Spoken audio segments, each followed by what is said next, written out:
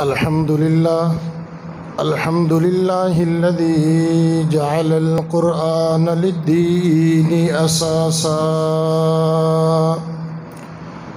وحديثا نبوي له مصباحا ونبراسا، والصلاة والسلام على سيد الرسل وخاتم الأنبياء. أما بعد فأعوذ بالله من الشيطان الرجيم. بسم الله الرحمن الرحيم. يا أيها الذين آمنوا كتب عليكم الصيام. وقال الله تبارك وتعالى في مقام آخر: شهر رمضان الذي أنزل فيه القرآن. وقال الله تبارك وتعالى في مقام آخر: إنا نحن نزلنا الذكر وإنا له لحافظون. وقال النبي صلى الله عليه وسلم: خيركم من تعلم القرآن وعلمه. وقال النبي صلى الله عليه وسلم: قد أذلكم شهر عظيم. صدق الله العظيم وصدق رسوله النبي الكريم، ونحن على ذلك لمن الشاهدين والشاكرين والحمد لله رب العالمين. درود پاک پڑھ لیجیے. اللہم صلی علی محمد وعلی آل محمد كما صليت على إبراهيم وعلى آل إبراهيم إنك حميد مجيد. اللهم بارك على محمد وعلى آل محمد كما باركت على إبراهيم وعلى آل إبراهيم إنك حميد مجيد. دنیا نے دین کو بھلا رکھا ہے، دنیا نے دین کو بھلا رکھا ہے، غفلت کی نیند میں سلا رکھا ہے. خوش نصیب ہے اس دور میں وہ اکبر، خوش نصیب ہے اس دور میں وہ اکبر جس نے قرآن مجید کو کھلا رکھا ہے. بدلے گا زمانہ لاکھ مگر قرآن نہ بدلا جائے گا، بدلے گا زمانہ لاکھ مگر قرآن نہ بدلا جائے گا. ہے قول محمد عربی کا خدا کا فرمان نہ بدلا جائے گا.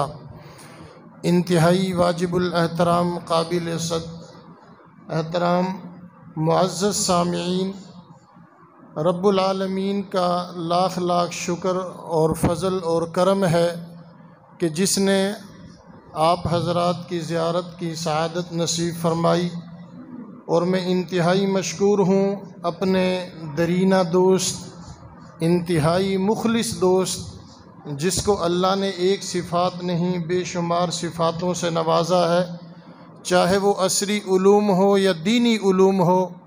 میری مراد میرے برادر حضرت مولانا صہیب حنیف صاحب دامت فیوزہم، اللہ ان کے علم میں عمر میں برکت نصیب فرمائے. یقینی طور پہ آج میں اس جگہ پر آیا ہوں، رب العالمین کا بڑا کرم اور فضل ہے کہ پاکستان کا کوئی علاقہ ایسا نہیں ہے کہ دین کی نسبت سے اللہ نے اس کو نہ دکھلایا ہو. جتنے بھی پروگرامات ہیں، رات میں تقریباً 2 سے 2:30 بجے پروگرام سے فارغ ہوا، صبح کچھ آرام کیا تو سفر شروع کر دیا ہے. لیکن یہاں آ کر میں یوں محسوس کر رہا ہوں جیسے میں اپنے گھر کے اندر آیا ہوا ہوں. حالانکہ پروگرامات بہت ہوتے ہیں، بہت آنا جانا ہوتا ہے. اس سے پچھلے ہفتہ میں پورا ہفتہ کشمیر جو ہے وہاں پر رہا، اس کے بعد ضلع خانیوال گئے، اور ابھی تقریباً 2 دن کا سفر تھا. مسلسل سفر در سفر تھے. لیکن یہاں پر ان کی پرخلوص دعوت پر جو ہے یقینی طور پہ مصروفیت بھی بہت زیادہ تھی، اور میں نے ابھی بیان کرنے کے بعد یہ مجھے اصرار بھی کریں گے تو میں نے پھر واپس سفر شروع کرنا ہے، اور صبح میں ہر کوشش کروں گا کہ اپنے دارالعلوم کے اندر پہنچ جاؤں. اللہ رب العالمین ہمارا بیٹھنا اپنی بارگاہ میں قبول و منظور فرمائے.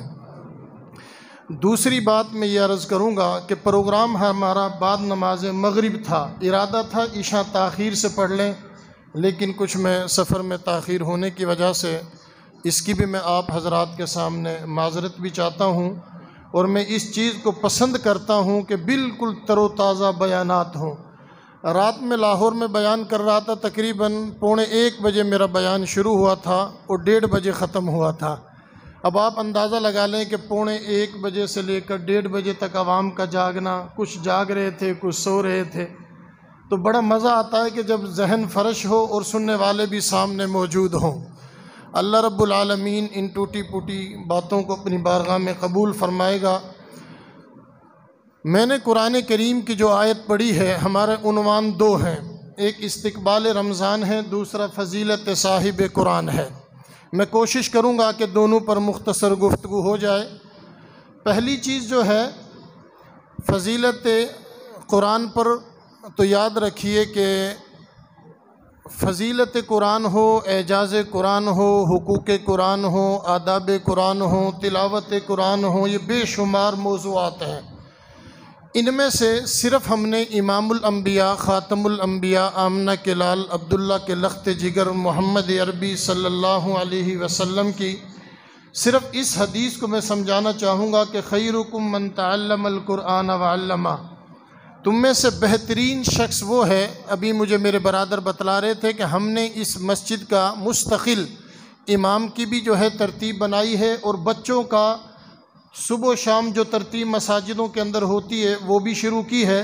بس اسی بات کو میں حدیث کا سہارا لیتے ہوئے کہ خیرکم من تعلم القرآن وعلمہ، تم میں سے بہترین شخص وہ ہے جو قرآن سیکھے اور دوسروں کو سکھلائے، جو قرآن پڑھے اور دوسروں کو پڑھائے، جو قرآن خود بھی پڑھے اور دوسروں کو بھی پڑھائے، یہ بہترین شخص ہے۔ اب کوئی بھی بچہ جب امام صاحب یا استاد کے پاس آتا ہے تو سب سے پہلے اس کو اعوذ باللہ اور بسم اللہ پڑھانے کے بعد کہا جاتا ہے کہ پڑھیے الف۔ اب جب یہ الف پڑھتا ہے تو یہ بہتر ہے۔ دلیل کیا ہے؟ خیرکم من تعلم القرآن وعلمہ، تم میں سے بہترین شخص وہ ہے جو قرآن سیکھے اور دوسروں کو سکھلائے۔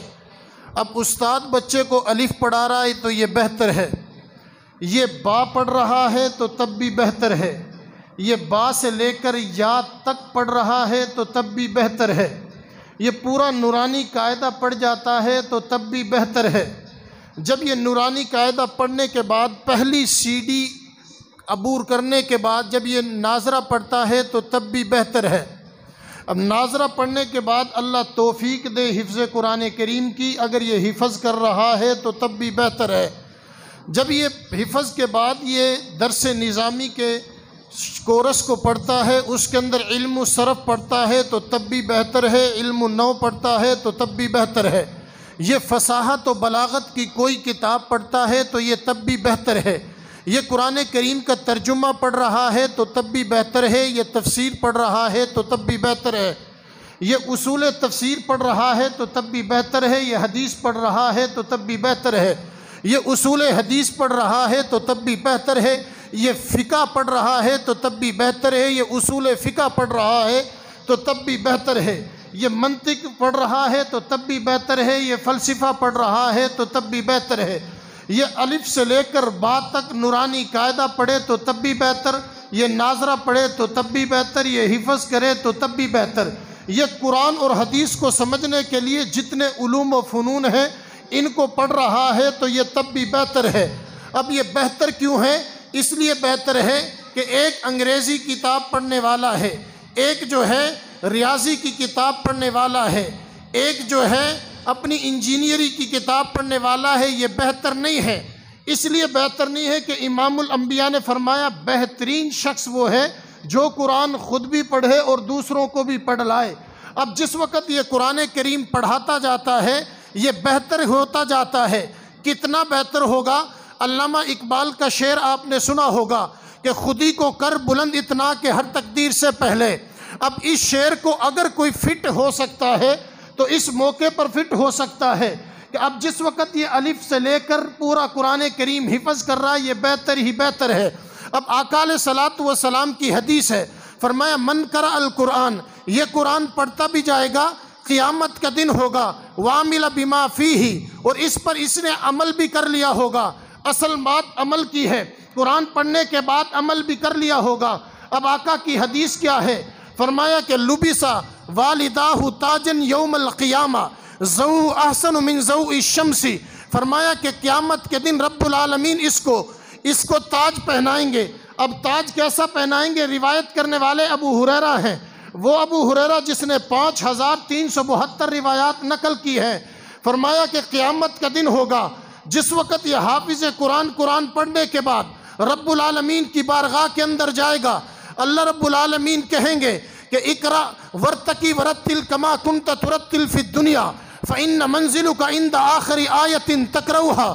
اس حافظ قرآن سے رب العالمین فرمائیں گے کہ اقرا قرآن پڑھتا جا، ورتقی جنت کی سیڑھیوں پہ چڑھتا جا، ورتل ذرا ٹھہر کے پڑھ، کما کنت ترتل فی الدنیا، جیسا کہ تو دنیا کے اندر ٹھہر کر پڑھتا تھا، فإن منزلک عند آخر آیت تقرؤها، تیری آیت تیری ٹھکانہ وہی ہوگا جو تیری آخری آیت ہوگی۔ اب یہ قرآن پڑھتا جائے گا، جنت کی سیڑھیوں پہ چڑھتا جائے گا، کتنا قرآن کریم پڑھے گا؟ 6666 آیات یہ پڑھتا جائے گا، اور 6666 آیات پڑھنے کے بعد اس کے اندر 1771 مدیں بھی پڑھے گا، 1274 شدیں بھی پڑھے گا، 32,01,250 حروف یہ پڑھتا چلا جائے گا۔ اب ایک روایت تو یہ ہے، اسی روایت کے ساتھ ایک اور روایت کو بھی میں ساتھ ملاتا ہوں۔ دوسری روایت یہ ہے کہ 6666 آیات اس کے درجات بلند ہوتے جائیں گے۔ پھر ایک اور روایت ہے، اللہ رب العالمین فرمائیں گے حافظ قرآن سے کہ لا اپنے والد صاحب کو، جس والد صاحب نے تجھے بچپن کے اندر چھوڑا، مدرسے کے اندر تو چلا گیا، والد دیکھ نہیں سکا، باپ بیٹے کو نہیں دیکھتا تھا، بیٹا باپ کو نہیں دیکھتا تھا، بیٹا مرضی کے مطابق مدرسے میں کھا نہیں سکتا، بیٹا مرضی کے مطابق مدرسے میں پی نہیں سکتا، بیٹا مرضی کے مطابق مدرسے میں کھا نہیں سکتا، بیٹا مرضی کے مطابق مدرسے سے باہر نہیں نکل سکتا۔ ربا اتنی تو نے جو ہے اتنی مشقت دنیا کے اندر دی ہے، آخر وجہ کیا ہے؟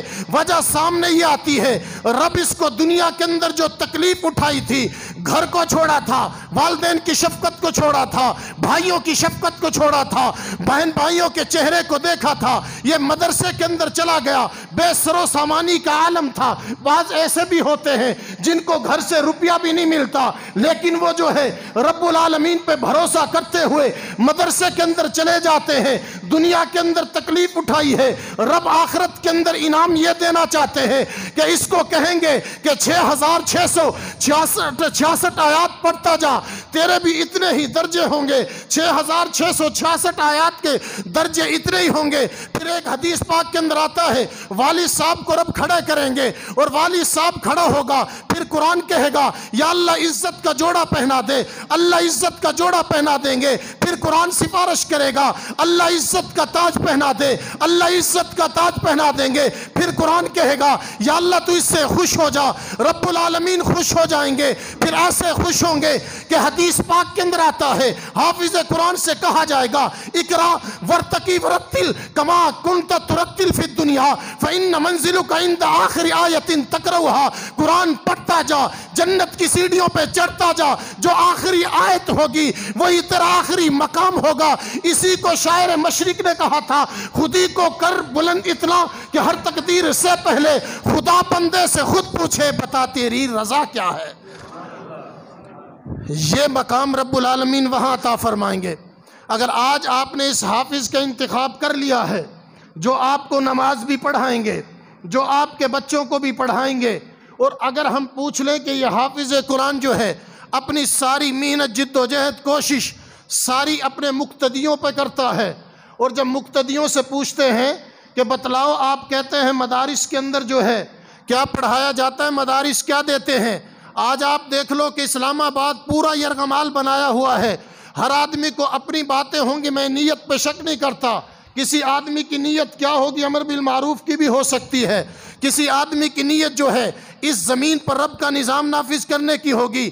مجھے ان کی نیت پہ کوئی شک نہیں ہے، ان کی نیت ان کے ساتھ ہے، لیکن میں اس مسجد کے اندر رب کو حاضر ناظر کر کے کہہ سکتا ہوں کہ اللہ کی قسم ہم جو مسجد کے اندر بیٹھے ہیں ہماری دوسری کوئی نیت نہیں ہے، اگر نیت ہے تو یہی ہے کہ یا اللہ تیری دین کی بات کچھ کہہ دے اور اس پر عمل کر لیں، شاید ہماری نجات کا ذریعہ بن جائے۔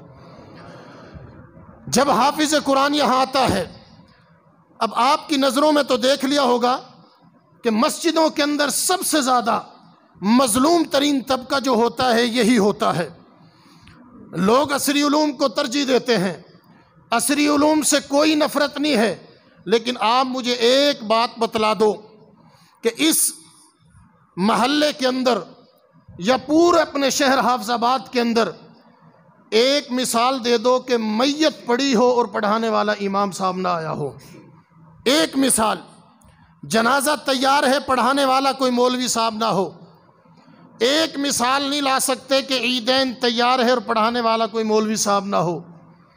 ایک مثال نہیں پیش کر سکتے کہ مسجد کے اندر مسجد بنی ہوئی ہے اور امام کی جگہ نہیں بن رہی ہو یا امام پڑھانے کے لیے نہ آیا ہو۔ ایک مثال نہیں پیش کر سکتے کہ مسجد خالی ہو اور آپ حافظ چاہیں کہ ہمیں تراویح پڑھانے کے لیے مل جائے اور وہاں آپ کو حافظ نہ ملتا ہو۔ میرے سامعین ذی وقار، ایک مثال بھی پیش نہیں کر سکتے۔ مدارس اس سے زیادہ آپ کو اور کیا جو ہے پراگرس دے سکتے ہیں۔ ایک مسجد آپ کو ایسی نہیں ملے گی، ایک میت نہیں ملے گی، ایک نماز جنازہ بھی آپ کو ایسا نہیں ملے گا۔ اور اگر خدا نہ خواستہ ان مساجد و مدارس کو ختم کر دیا گیا، ان کو بلڈوز کر دیا گیا، جیسا کہ آپ نے سابقہ دنوں میں دیکھا کہ کراچی کے اندر جو تارک روڈ پر مدینہ مسجد تھی، اگر یہ معاملہ اس پاکستان کی سرزمین پر دہرایا گیا تو پھر کیا حال ہوگا میں اور آپ شاید نہ سمجھ سکیں۔ جس نے 6 بر اعظموں کا سفر کیا ہے اور 3 کتابیں لکھی ہیں، سفر در سفر دنیا میرے آگے جہاں نے دیدہ، حضرت مفتی اعظم مفتی پاکستان مفتی تقی عثمانی صاحب نے اپنی کتاب نقوش رفتگاں کے اندر بھی لکھا ہے اور اصلاحی خطبات کے اندر بھی لکھا ہے کہ جب میں گیا شام و عراق کے اندر تو وہاں میں نے شام و عراق کے اندر کیا دیکھا کہ مساجد و مدارس کو جب بلڈوز کیا گیا اور خلافت عباسیہ کا توتی بولتا تھا، وہاں میں نے دیکھا کہ شاید کوئی اللہ والے سے میری ملاقات ہو جائے، لیکن وہاں پیران پیر شیخ عبد القادر جیلانی رحمت اللہ علیہ کے مزار کے قریب میرے ایک بزرگ سے ملاقات ہوئی اور میں نے اس سے اپنا تعارف کروایا تو انہوں نے کہا کہاں سے آئے ہو؟ میں نے کہا پاکستان سے آیا ہوں۔ میں نے جس وقت تعارف کروایا اس نے پوچھا پاکستان کے اندر کیا پڑھتے پڑھاتے ہو؟ فرمایا کہ یہ علوم پڑھائے جاتے ہیں۔ جب قافیہ کی بات ہوئی، ہدایہ کی بات ہوئی تو اس بزرگ کی آنکھوں میں آنسو آ گئے اور فرمانے لگے اللہ کی قسم کہ یہاں شام و عراق کے اندر یہ علوم پڑھائے جاتے تھے، آج یہ ختم ہو گئے اور ہماری جس وقت سکول و کالج یونیورسٹی کے اندر یہ سارا کچھ بدل دیا گیا تو آج ہم امام کو دیکھ کر عالم تو دور کی بات ہے، ہم یہ بھی تصور نہیں کر سکتے کہ پتہ نہیں یہ مسلمان بھی ہے یا نہیں ہے۔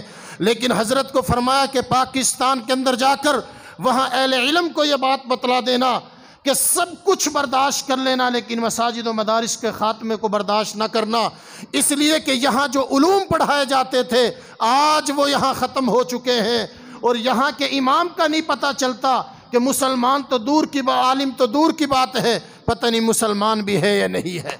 سامعین ذی وقار، اگر یہ چیزیں یہاں ختم کر دی گئی جن سے یہ چیز پیدا ہوتی ہے تو پھر ہمیں بھی وہی چیز دیکھنا پڑے گی جو شام و عراق کے اندر جو ہے ہمیں نظر آئی ہے اور آج وہاں آگ و بارود سے کھیل کھیلا جا رہا ہے۔ یہ رب کا فضل اور کرم ہے کہ چند مٹھی بھر جن کو آپ دیں یا نہ دیں کبھی کوئی احتجاج نہیں کرتے، وہ بے لوث خدمت کر رہے ہیں۔ اگر آپ ان کے ساتھ چلتے رہے، تعاون کرتے رہے تو اللہ کی قسم دنیا کے اندر بھی بہتری ہے، آخرت کے اندر بھی بہتری ہے۔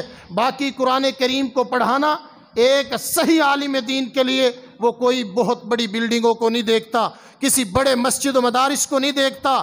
ان کی مثال تو اس مور کی طرح ہے جہاں بھی اپنے پروں کو پھیلا دیتی ہے وہیں باغ و بہار بن جاتا ہے، اور ان کی مثال تو وہ ہے، یہ ماننے والے وہ ہیں کہ جس وقت دیکھیے مولانا رشید احمد گنگوہی رحمت اللہ علیہ فقیہ وقت تھے، اور مولانا رشید احمد گنگوہی رحمت اللہ علیہ جس وقت بر صغیر پاک و ہند کی آزادی کا معاملہ چل رہا تھا اور جیل کے اندر چلے گئے، اور جیل کے اندر جانے کے بعد ایک قیدی پر نظر پڑی وہ قرآن کریم پڑھا ہوا نہیں تھا۔ حضرت نے فرمایا قرآن کریم میں شروع کرتا ہوں۔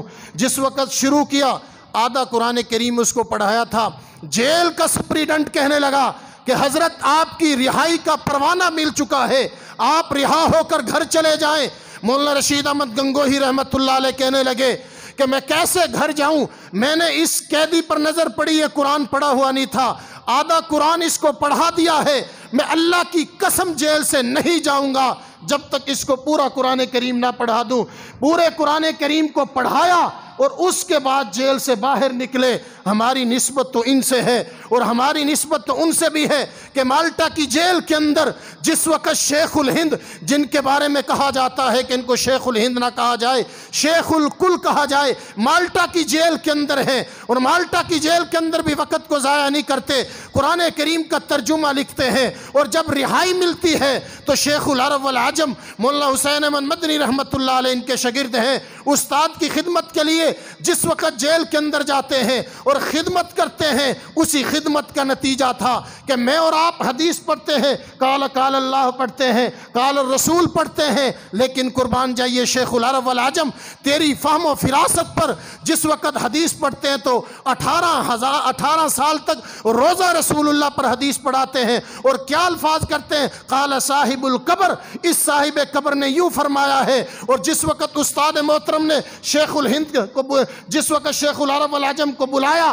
اور روزہ رسول اللہ پر پہلی نظر پڑی، چھوڑ رہے تھے، اس وقت ایک شعر مخاطب ہو کر کہا، چمکتا رہے تیرے روزے کا منظر، سلامت رہے تیرے روزے کی جالی، چمکتا رہے تیرے روزے کا منظر، سلامت رہے تیرے روزے کی جالی، ہمیں بھی عطا ہو وہ شوق ابو ذر، ہمیں بھی عطا ہو وہ جذبہ بلالی۔ ہماری نسبت تو شیخ الہند سے ہے کہ جس وقت مالٹا کی جیل سے رہا ہوتے ہیں اور باہری جہاز کے اندر سوار تھے، جہاز ڈگمگانے لگا تو اپنے شاگرد کو کہا کہ اے شیخ العرب والعجم، اے حسین احمد مدنی، اگر یہ جہاز غرق ہو گیا تو شاید ہمارا قیمتی نسخہ ضائع ہو جائے، اپنے سینے سے لگا لینا تاکہ امت کے سامنے جو ہے قرآن کریم کا نسخہ پہنچ جائے گا۔ جس وقت وہ نسخہ پہنچا تو آج بھی آپ دیکھ لو کہ اس تفسیر عثمانی کے اندر ترجمہ کس کا لکھا ہوا ہے، پڑھنے والے کون ہیں۔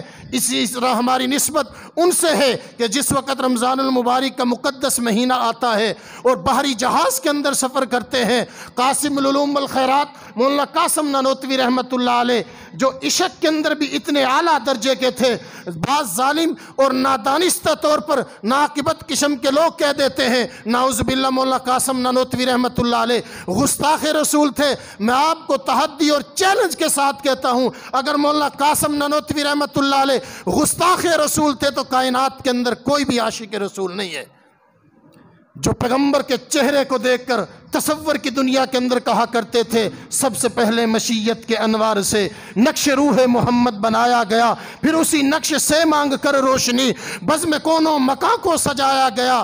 وہ محمد بھی، احمد بھی، حامد بھی، محمود بھی، حسن مطلق کا شاہد اور مشہود بھی، علم و حکمت میں غیر محدود بھی، ظاہراً امیوں میں اٹھایا گیا۔ اس کی شفقت بے حد و بے انتہا، اس کی رحمت تخیل سے بھی ماورا، جو بھی عالم جہاں میں بنایا گیا اس کی رحمت سے اس کو سجایا گیا۔ ہمیں حشر کا ڈر کس لیے قاسم، میرے آقا ہے وہ، میرا مولا ہے وہ، جس کے دامن میں جنت بسائی گئی، جن کے ہاتھوں سے کوثر لٹایا گیا۔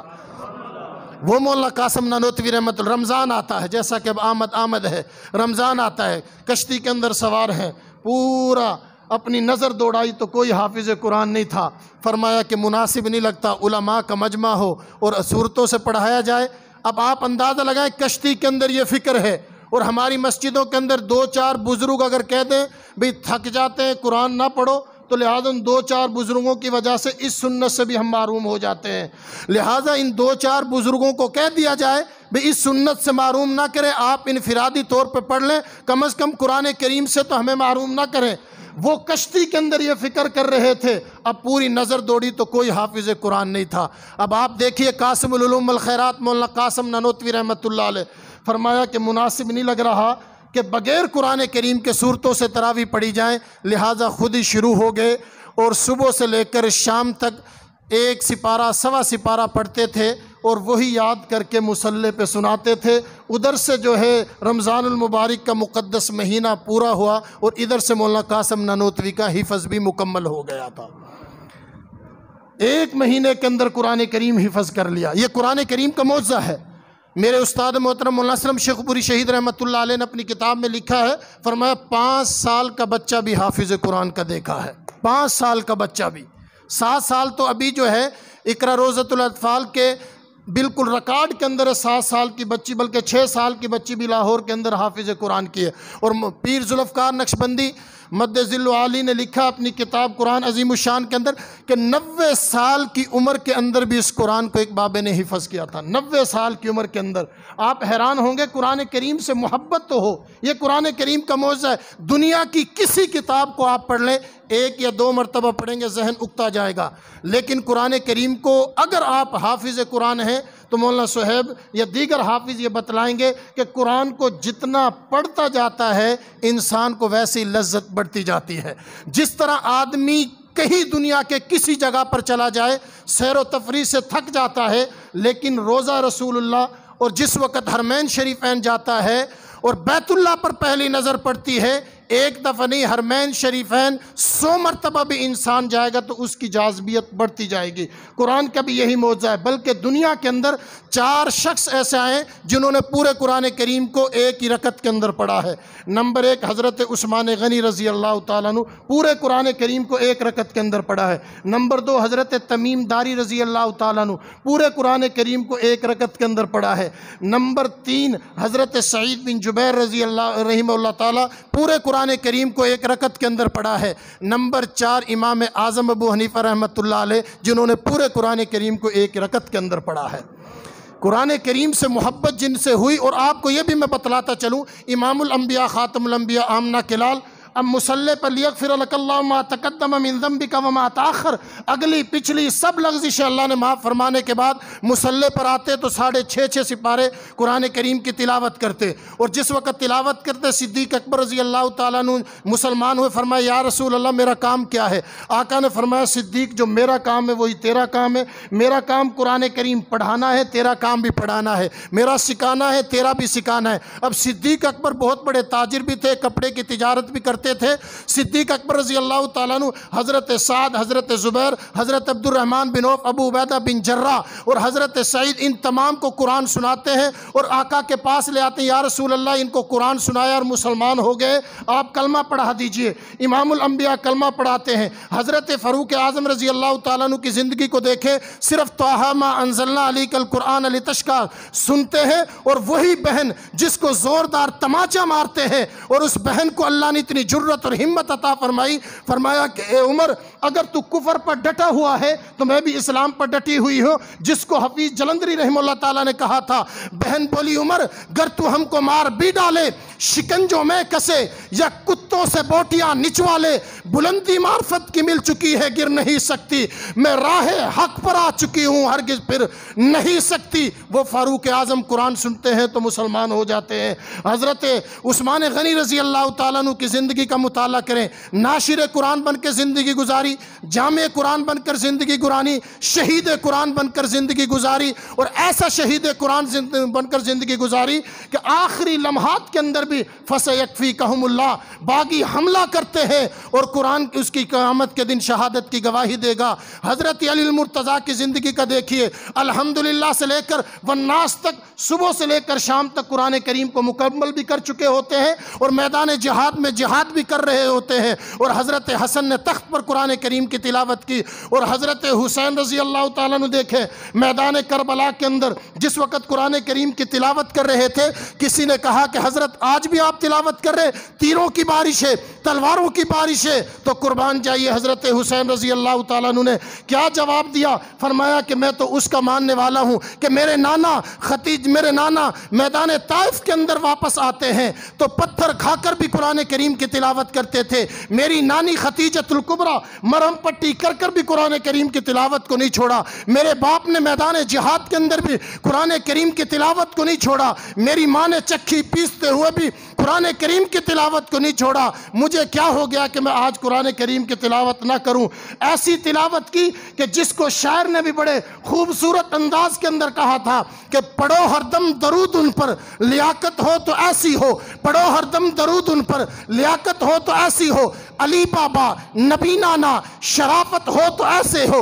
حضرت نے سر نیزے پہ رکھ کے سنایا یوں کلام اللہ، ملائکہ بھی ہوئے حیران، تلاوت ہو تو ایسی ہو۔ ایسی قرآن کریم سے جب محبت ہوتی ہے تو پھر چھوڑنے کو دل نہیں کرتا، کبھی بھی نہیں چھوڑنے کو دل کرتا۔ لیکن شرط یہ ہے کہ کم از کم اس سے مطالعہ تو کریں، اس سے محبت تو کریں، اس سے عشق تو کریں، اس پر عمل تو کریں۔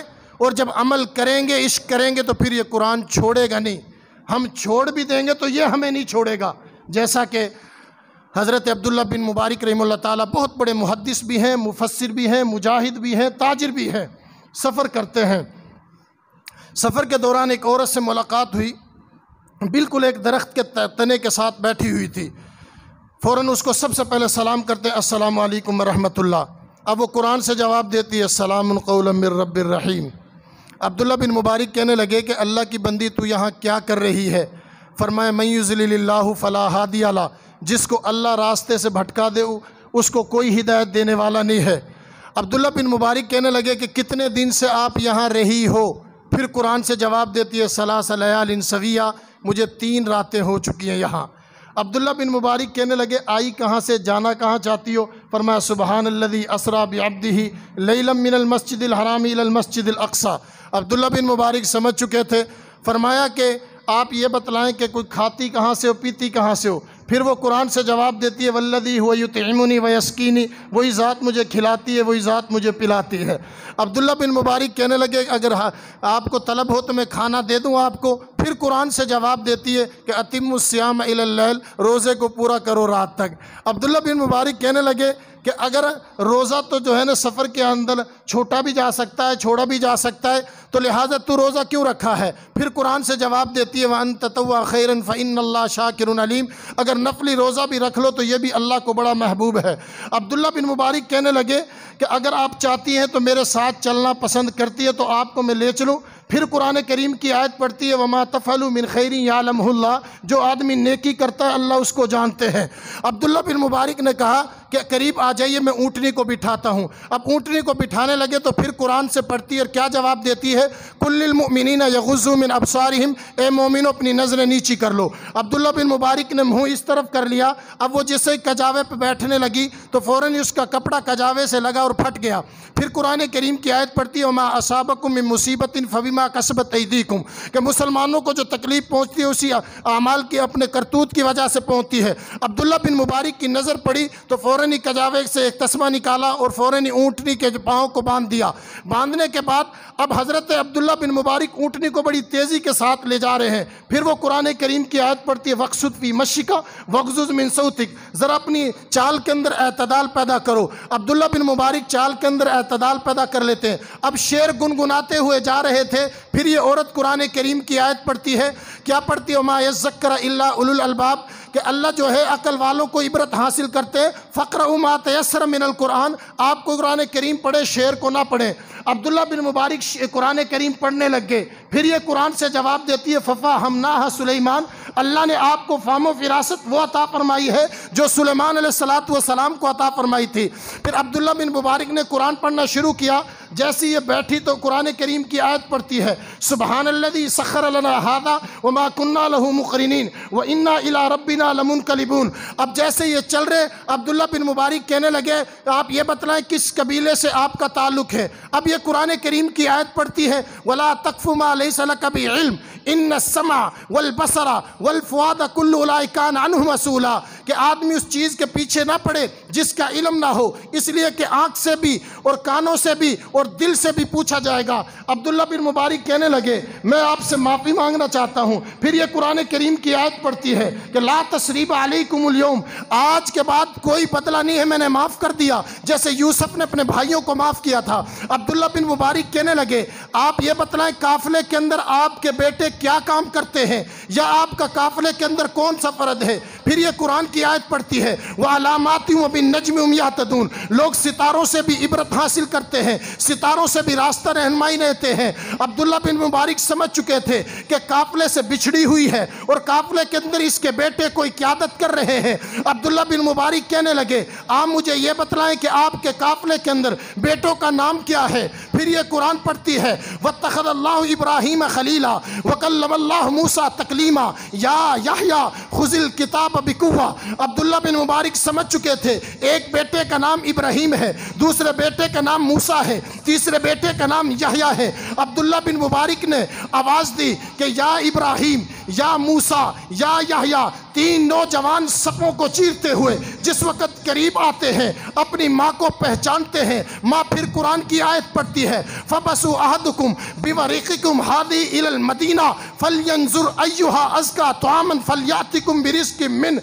اے بیٹے جاؤ بازار کے اندر کوئی اچھا کھانا لے کر آؤ۔ اب بیٹا کھانا لے کر آتے ہیں، دسترخوان تیار ہو جاتا ہے۔ عبداللہ بن مبارک سے بیٹے کہتے ہیں کھانا کھا لو، لیکن عبداللہ بن مبارک کہنے لگے کھانا نہیں کھاؤں گا، مجھے آپ یہ بتلا دو کہ سفر سے شروع سے لے کر آخر تک یہ قرآن کے علاوہ بولتی ہی نہیں تھی، اس کی وجہ کیا ہے؟ بیٹے کہنے لگے اے عبداللہ بن مبارک آپ تو چند گھنٹوں کا سفر کیا ہے، یہ ہماری ماں ہے، اس کو 40 سال ہو چکے ہیں، یہ قرآن کے علاوہ بات کرتی ہی نہیں ہے، جب بھی بات کرتی ہے تو قرآن کی تلاوت ہی کرتی ہے۔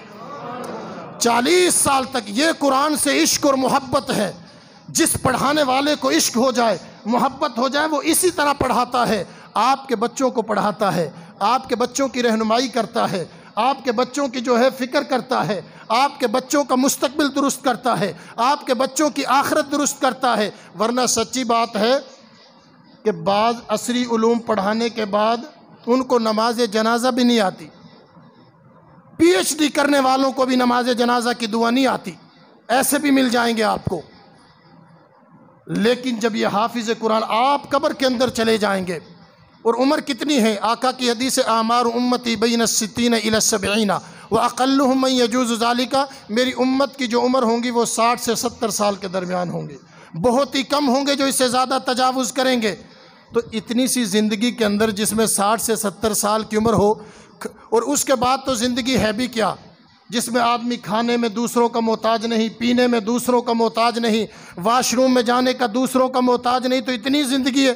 تو اس زندگی کے اندر کیوں نہ آپ اپنے بچوں کو جہاں دوسری علوم پڑھاتے ہیں پڑھائیں، لیکن کم از کم ایک بچے کو تو انتخاب کر لیں کہ یا اللہ میں قبر کے اندر چلا جاؤں گا، میں لحد کے اندر چلا جاؤں گا، لیکن اس لحد کے اندر مجھے نیکیاں پہنچانے والا میرا بیٹا حافظ قرآن ہوگا۔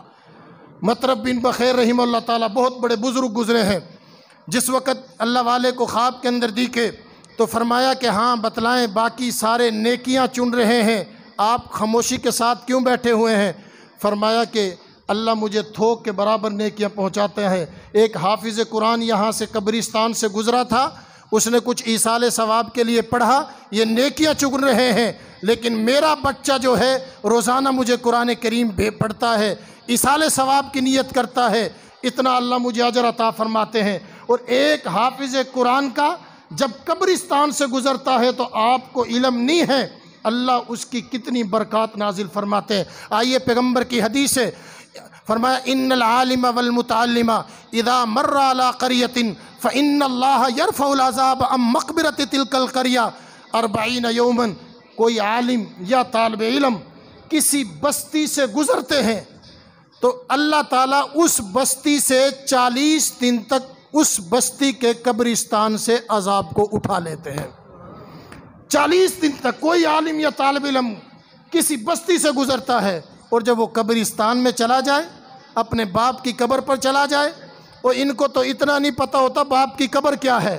سچی بات ہے، میں بتلاتا ہوں، فوج کے اندر میں نوکری اب بھی کر رہا ہوں، اور میں بڑے جنازے ان کرنیل جرنیلوں کے پڑھائے ہیں، اور بڑے جنازے پڑھانے کے بعد یہ اتنے ڈرتے ہیں کہ لاحد کے اندر اپنے باپ کو قبر کے اندر نہیں اتار سکتے، اتنے ڈرتے ہیں۔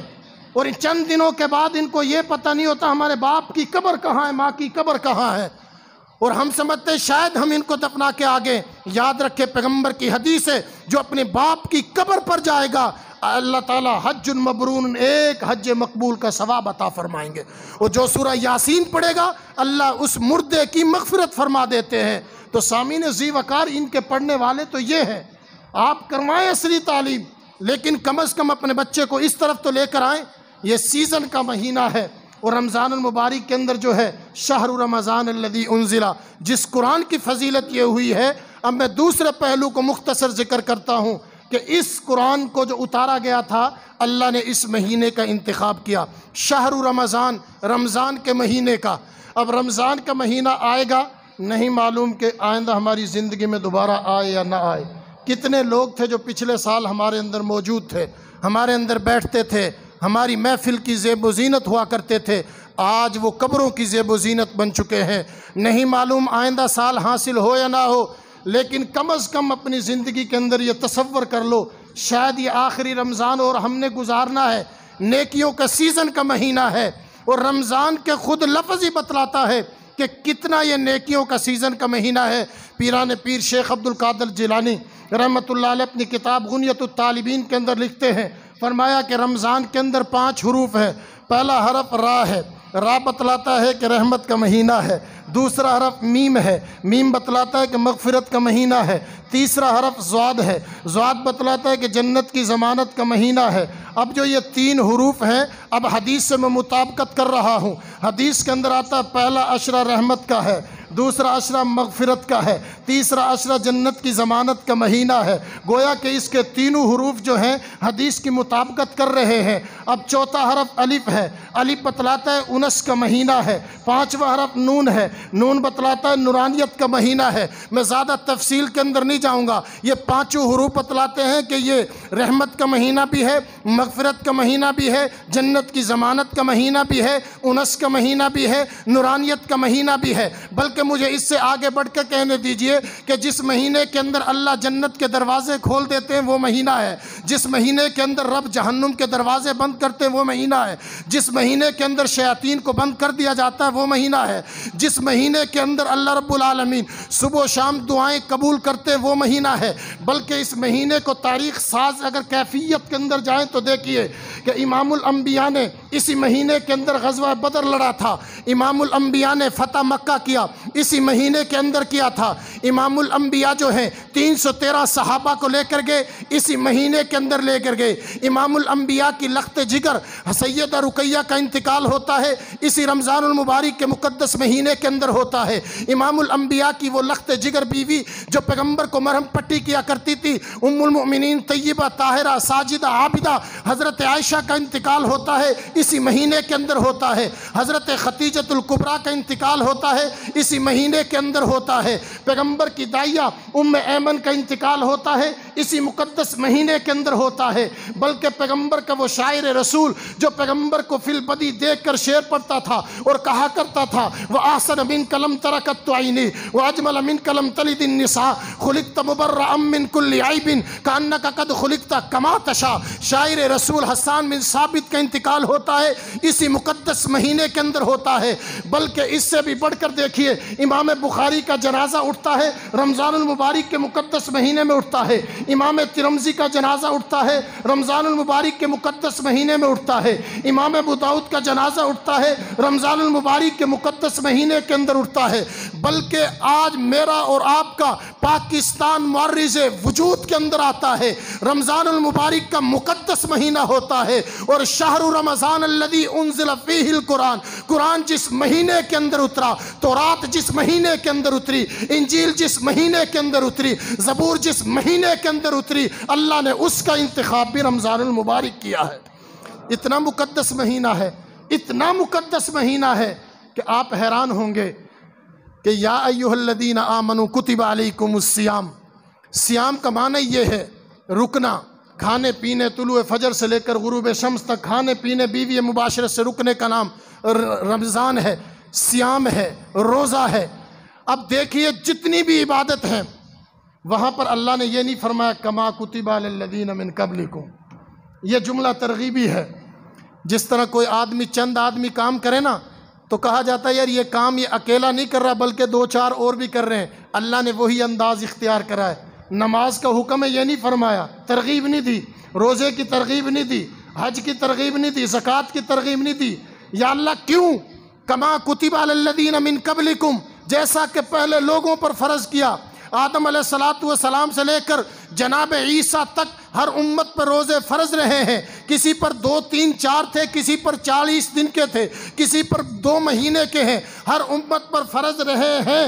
آدم علیہ السلام کے روزے صرف 13ویں 14ویں 15ویں کے تھے، اور اہل علم نے تو یہاں تک بھی لکھ دیا جب آدم علیہ السلام اتارے گئے، انڈیا کا ایک علاقہ سرندیپ وہاں پر اترے اور حضرت حوا علیہ السلام جدہ کے اندر اتری، آپس میں ایک دوسرے کو تلاش کرتے کراتے میدان عرفات کے اندر جبل نور پر ملاقات ہوتی ہے، اور وہاں پر کسی آئینے اور شیشے کے اندر آدم علیہ السلام نے اپنے چہرے کو دیکھا تو وہ حسین منظر جو جنت کے اندر ہوا کرتا تھا وہ منظر نظر نہیں آیا۔ اللہ سے فرمانے لگے کہ یا اللہ جو انعامات جنت کے اندر عطا فرمائے تھے وہ انعامات دے دے، جو کمال جنت کے اندر عطا فرمائے تھے وہ کمال دے دے، جو حسن جنت کے اندر عطا فرمایا تھا وہ حسن دے دے۔ رب نے فرمایا اے آدم روزہ رکھ، آدم علیہ السلام نے 13ویں کا روزہ رکھا، حسن کے اندر کچھ اضافہ ہو گیا، 14ویں کا روزہ رکھا، حسن کے اندر کچھ اور اضافہ ہو گیا، 15ویں کا روزہ رکھا، حسن کے اندر کچھ اور اضافہ ہو گیا۔ اس سے ایک مسئلہ یہ بھی سمجھ میں آیا،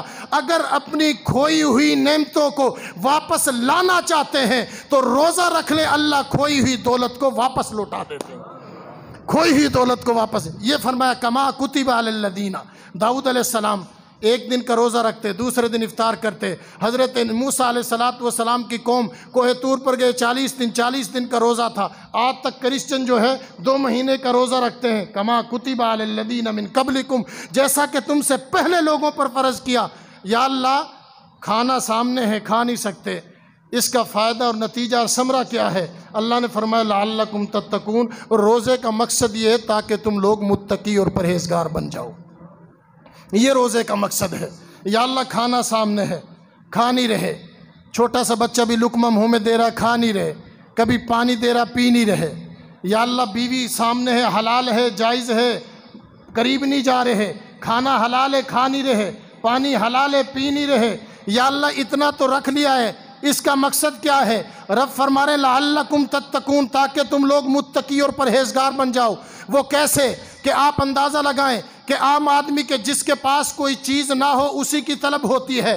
پورے سال ہم جس وقت چلتے ہیں، ہم کھاتے بھی ہیں، ہم پیتے بھی ہیں، بیوی کے پاس بھی چلے جاتے ہیں، لیکن رمضان کے اندر یہ سارے چیز نہیں کرتے۔ حدیث پاک کے اندر آتا ہے تخلقوا باخلاق اللہ، اللہ کی صفات کو اپناؤ۔ جس وقت ہم روزہ رکھتے ہیں ہم کھاتے نہیں ہیں، اللہ کی صفات کو اپنا رہے ہیں۔ ہم روزہ رکھتے ہیں پیتے نہیں ہیں، اللہ کی صفات کو اپنا رہے ہیں۔ ہم روزہ رکھتے ہیں، بیوی حلال ہے، قریب نہیں جا رہے، اللہ کی صفات کو اپنا رہے ہیں۔ اس لیے کہ اللہ رب العزت کھانے سے پاک ہے، ہم بھی کھانے سے پاک ہیں، رب پینے سے پاک ہے، ہم بھی پینے سے پاک ہیں، رب بیوی سے پاک ہے، ہم بھی بیوی سے پاک ہیں۔ یا اللہ اس کا ثمرہ کیا ہے؟ اللہ نتیجہ کیا ہے؟ رب فرما رہے ہیں نتیجہ میں یہ دوں گا، رزلٹ یہ دوں گا کہ تو روزہ رکھے گا، صبح سے لے کر شام تک معدے میں بھوک کی وجہ سے جو بدبو آ رہی ہوگی، اللہ اس بدبو کو بھی مشک و عنبر سے بھی زیادہ قیمتی بنا دیں گے۔ فرمایا یہ میں جزا دوں گا،